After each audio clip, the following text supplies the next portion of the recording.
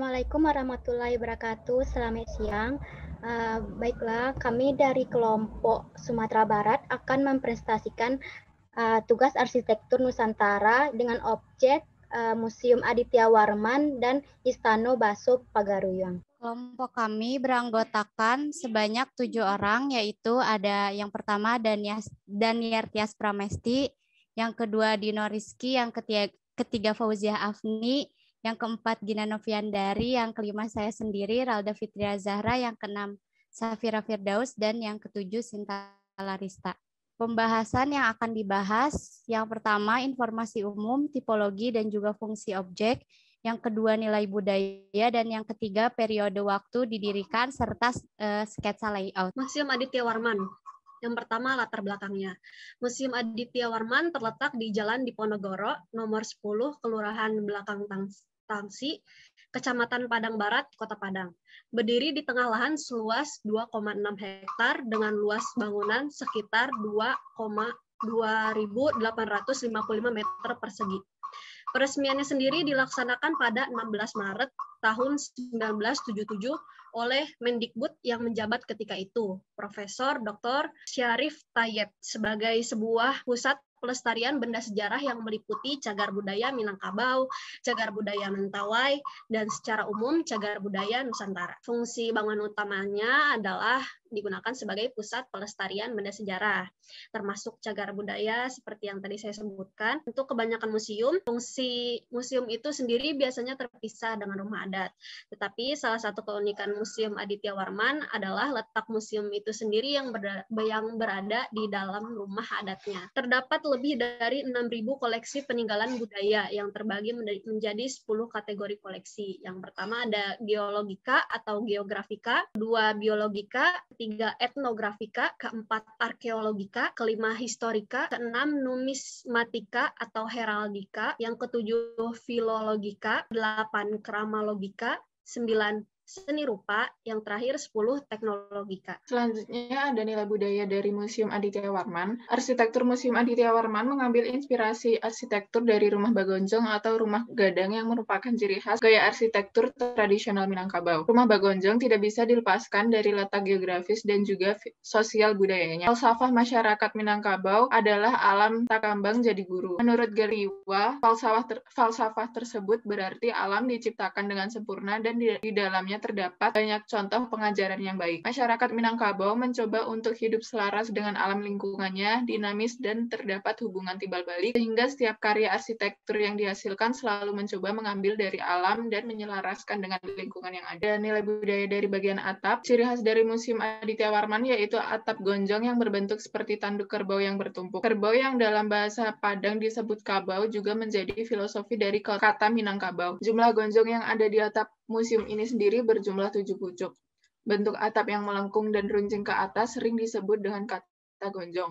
Bentuk gonjong yang runcing diibaratkan seperti harapan untuk mencapai Tuhan. Selanjutnya bagian tangga. Tangga pada bagian depan museum mempunyai makna yang berkaitan erat dengan agama Islam yang dianut oleh masyarakat Minangkabau. Makna di balik tangga yang hanya satu adalah percaya pada Tuhan Yang Maha Esa. Selanjutnya terdapat ukiran. Dinding pada museum ini terlihat sangat meriah karena dipenuhi dengan ornamen-ornamen sebagai dekorasi. Bentuk ukiran pada ornamen dinding rumah adat Padang ini biasanya melambangkan flora dan fauna, menandakan bahwa masyarakat Padang hidup selaras dengan alam di sekitarnya, baik tumbuhan maupun hewan. Berikutnya untuk periode, yaitu pada tahun 1974, mulai dibangunnya sebagai pusat pelestarian benda bersejarah yang meliputi cagar budaya Minangkabau, cagar budaya Mentawai, dan secara umum cagar budaya Nusantara. Tanggal 16 Maret 1977 itu dilakukan peresmian oleh Kemendikbud yang menjabat ketika itu, yaitu Prof. Dr. Syarif Tayeb. 8 Mei 1979, museum ini secara resmi diberi nama Aditya Warman. Nama museum ini diambil dari nama salah satu raja yang pernah berkuasa di Minangkabau antara 1347 sampai 1375 Masehi. Masehi. Selanjutnya di sini ada sketsa layout. Yang pertama itu ada pintu masuk, lalu dari pintu masuk itu bisa ditemukan area bermain anak. Setelah itu tempat monumen pesawat, ada toilet khusus disabilitas, dan kalau dari pintu masuk ada tugu. Masuk ke museum itu ada studio mini dekat dengan ruang menyusui. Lalu di sini ada kafe, toilet, dan juga musola, perpustakaan, dan juga perkantoran lantai 2. Di tengah-tengah ada pameran arsitektur, pameran gempa, pameran temporer, pameran utama, dan yang terakhir ada auditorium. Ada denah dalam museum. Nomor 1 ini merupakan sebuah area pelaminan di mana terdapat baju adat khas dari Minangkabau. Lalu nomor 2 ada papan sejarah, nomor 3 bilik dan juga meja kayu, papan sejarah lagi, nomor 5 area kris, dan yang terakhir ada sejarah Minangkabau. Selanjutnya Istana Baso Pagaruyuang.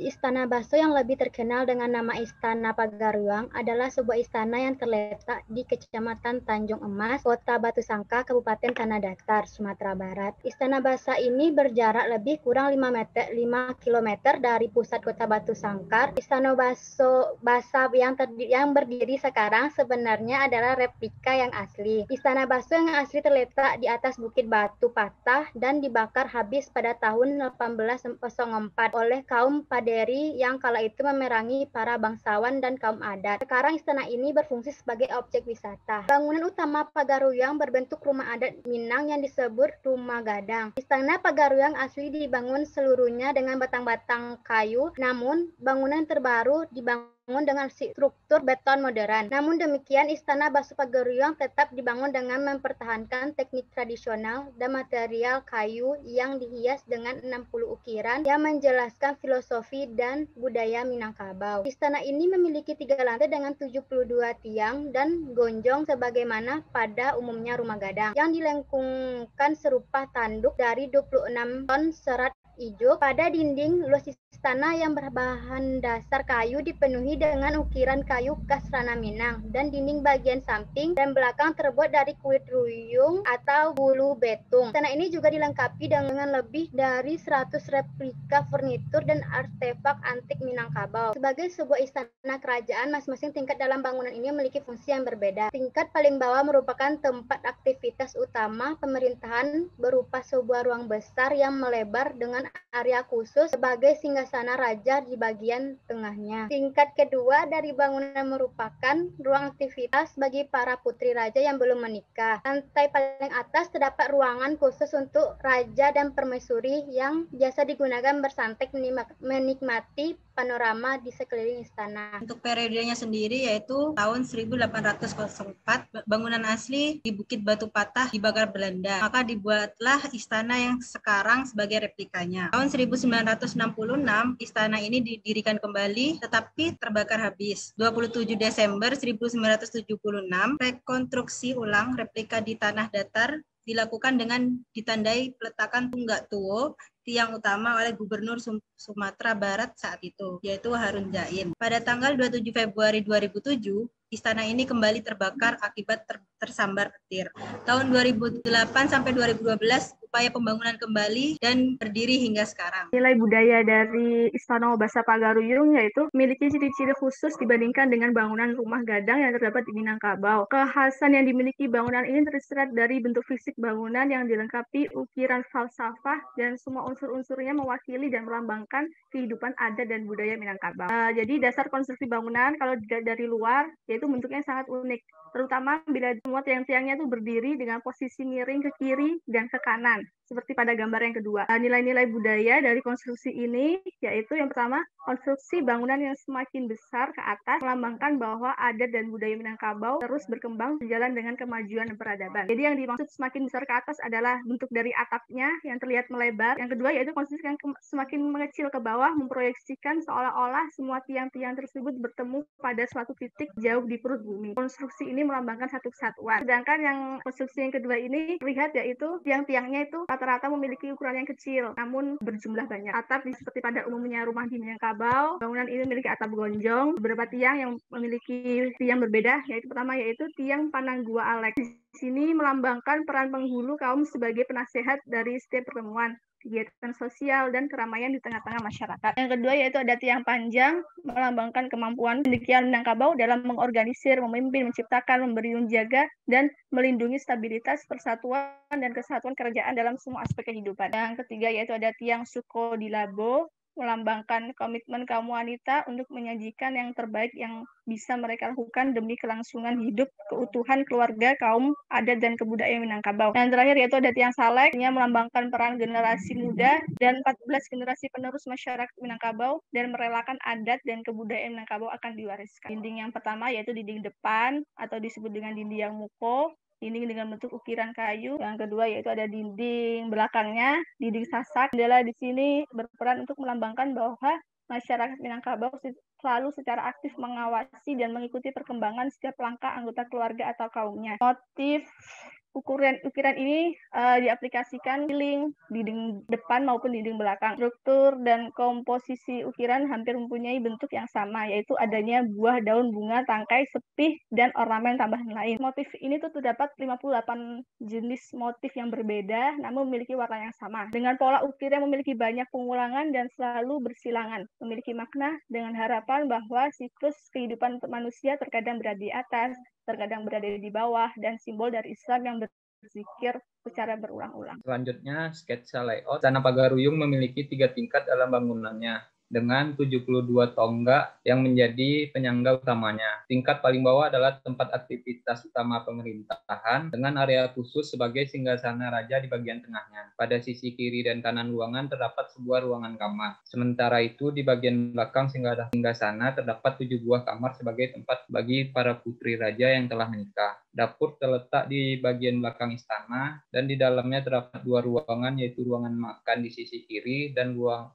masak di sisi kanan. Tingkat kedua adalah ruang aktivitas bagi para putri raja yang belum menikah. Ruangan ini sama besar dengan ruangan utama dengan 18 tonggak utamanya. Ruangan yang teratas merupakan tempat raja dan permaisurinya bersantai sembari memandang kondisi sekitar istana. Ruangan ini dikenal dengan anjungan peranginan dengan 6 tonggak utamanya. Sekian presentasi dari kelompok Sumatera Barat. Mohon maaf bila banyak kekurangan. Assalamualaikum warahmatullahi wabarakatuh.